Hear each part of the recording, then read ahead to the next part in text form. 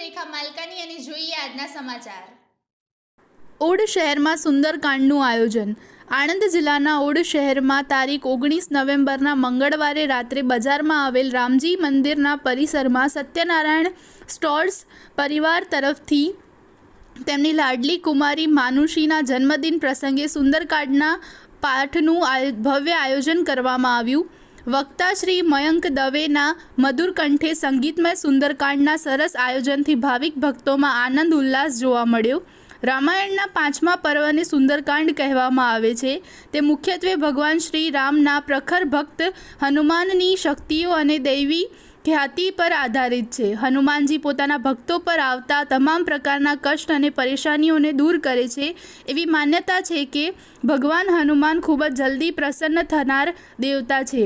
તેમની પૂજા પાઠમાં વધારે કંઈ કરવાની જરૂર નથી હોતી। હિન્દુ ધર્મમાં સુંદરકાંડ સૌથી વધારે લોકપ્રિય અને મહત્વપૂર્ણ માનવામાં આવે છે। માન્યતાઓ અનુસાર જે પણ વ્યક્તિ નિયમિત સમયગાળામાં ઘરે સુંદરકાંડનો પાઠ કરે છે તેને બજરંગબલીના આશીર્વાદ પ્રાપ્ત થાય છે।